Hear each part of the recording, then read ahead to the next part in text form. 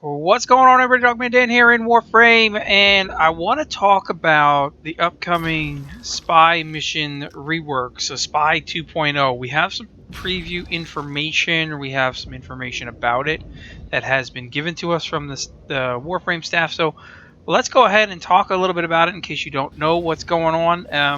I'll probably have some screenshots in and out during the mission that's going on in the background, which is going to be a spy mission that currently is in-game now, or part of a spy mission, however you want to look at it. So they're talking about Update 16, where Spy 2.0 is going to be official. Now, before this happens, they do plan on rolling this out on the star chart, at least in a preview mission in a new quest that'll be upcoming, so that way we can take a look at it, give some feedback, basically public play testing, and that way they can tweak it before it goes live in Update 16. So first off, should know that the aim is not to force full stealth gameplay, but better support it in the and make gameplay interesting for other play styles than just running guns. And whatever you play, we'll probably find some challenges. So let me lay out what they've told us, and there's also some questions that have been asked that have been responded to already, so we'll go through that as well in this video. And as always, I will link you to the topic on the forums that this is at, so you can always leave questions or comments in there. You can always leave questions or comments in here, and I will also get them over to the development team as I can. Alright, so in the existing spy missions, basically there's 4 randomized consoles spread across the levels, and you basically hack them, you collect the data masses, and then you go to extraction. Spy is basically a game mode that hasn't changed since closed beta, and it's, as they're saying, one of their least popular game modes, so they decided it was time for a change. I like it. I hate the data masses, so what we're going to talk about here is actually a pretty cool change, and it'll be very interesting how it plays out, because there's so many different ways in your head that you can make things work. So, a brief outline here.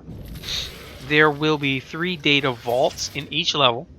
One contains a console, or each one will contain a console which you will need to hack to extract data. No more data masses, you're going to be extracting data. Data vaults are going to be heavily fortified, self-contained areas with automatic security measures and patrolling enemies. Tripping a vault security measures or allowing an enemy to activate a panic button, and the vault alarm will go off, starting a timer to wipe the data, which will be similar to the Rescue 2.0, where you pretty much ruin your rescue target if you don't get them out in time. Every vault has several solutions to reach the data and extract it. And tripping an alarm may have consequences in addition to the threat of erasing the data. So doors can be locked down, they can slowly close on you, lasers can be activated, robots, turrets, heavy enemies may spawn depending upon the vault room setup. Okay?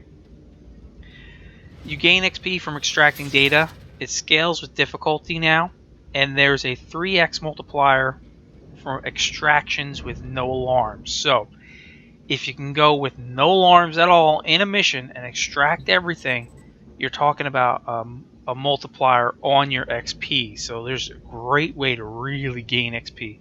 This is somewhat experimental from because it's never been done before. So other game modes give XP for completing objectives, but usually in small amounts, which do not scale. So this will be something interesting to see how that plays out. Tripping alarms also has level-wide repercussions. So with each successful data extraction, data where an alarm was tripped, the enemy reacts by sending in tougher troops. And the Lotus may actually ask us to leave no witnesses. So while you're there, not only do you have to extract the data, but you may be forced to kill all the witnesses within the area, is basically how I'm understanding it. If the vault's timer runs out, the data is lost, of course, and rewards will be based on the number of vaults successfully cracked. So in regular missions, you will need to successfully extract data from at least one of the vaults out of the 3, but you will need to attempt all 3 before the extraction will become available.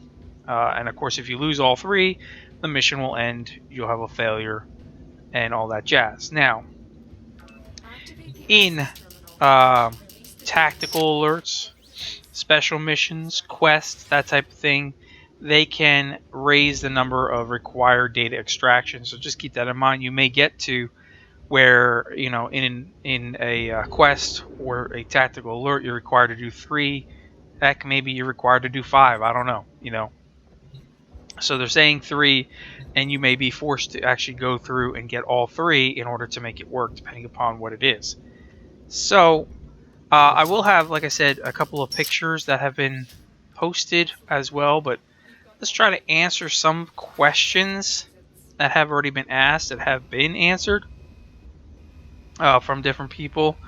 So with the XP scaling rewards, will that be implemented on other object type game modes? That's the question.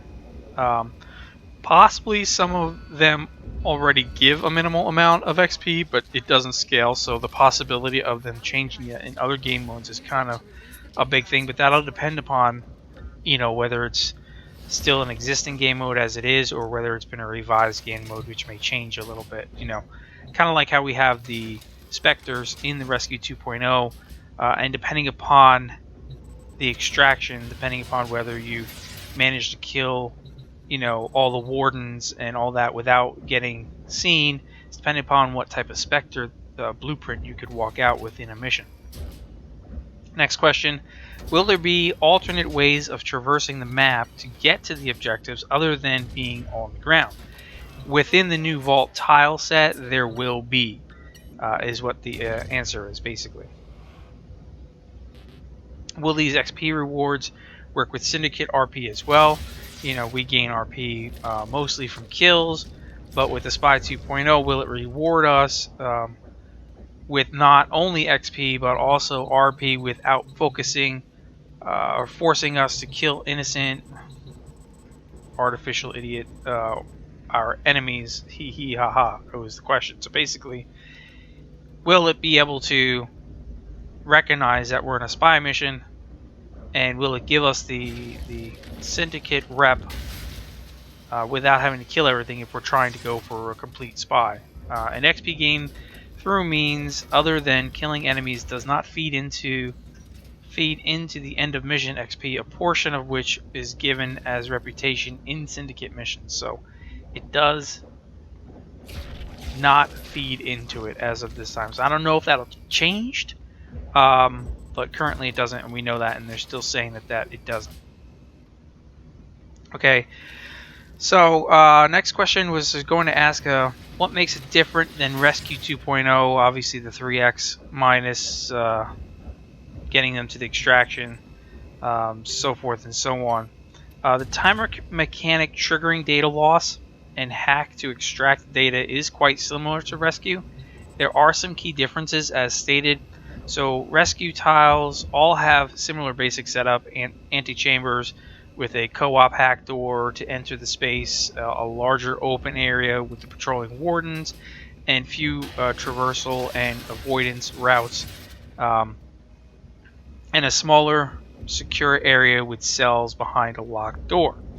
Overall level design in Spy 2.0 has placed much more emphasis on creating varied challenges. So we're looking at Vault tiles have a far looser definition of Rescue tiles, so it's going to be a lot more expanded.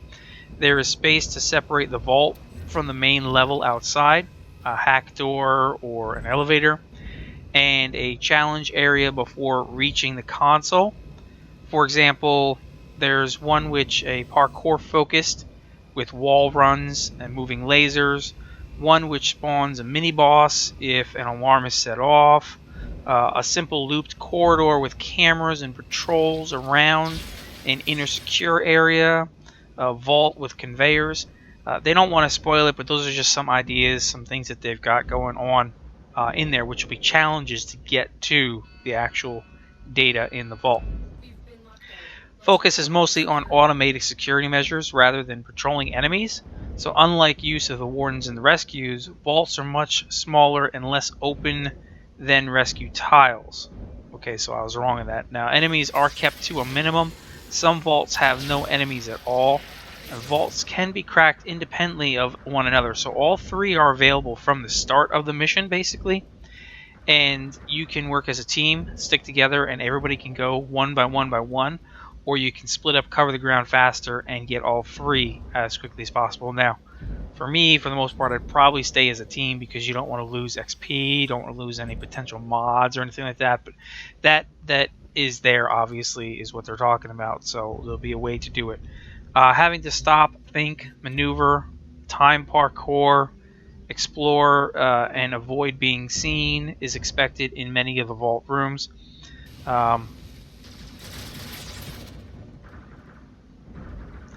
So just keep that in mind. So that's what they're saying there. And then, I'm sorry, the last question here, something about stealth is one of the favorite game types.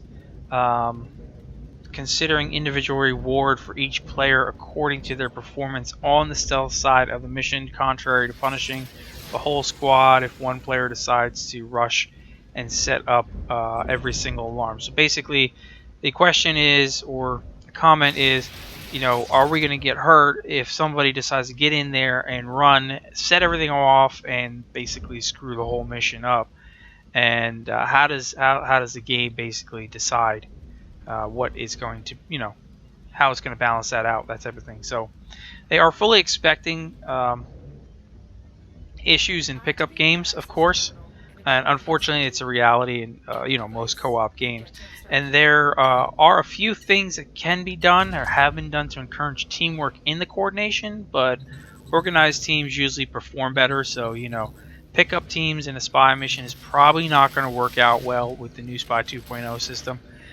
They don't want to punish any players who don't play stealth here, so it's going to be making it a challenge to be a little bit different. That said, there's a fine line between punishing and challenging, and it depends on the player. So it'll be interesting how it plays out. To me, it's going to essentially be a team-focused setup. Obviously, if you want to go solo it, you can probably solo it if you're, you know, a higher level player. You've got the gear, you've got the equipment, and you're ready to do it. But if you're going to do it with groups, you're probably going to want to work with your clan members, your friends, alliance members, that type of stuff. It may not be a suitable mission type to work with pickup games, as basically what they're saying. So that's going to be it for now. Again, I'm going to have the link below. Sorry it's a little bit longer, but I wanted to go through everything with you. Let's start the discussions. Let's talk about it, you know, in the comments. Again, the link, you can go over there and discuss it on the forums. Otherwise, I'll catch you guys in the next episode. Thanks for watching as always, and we will see you next time.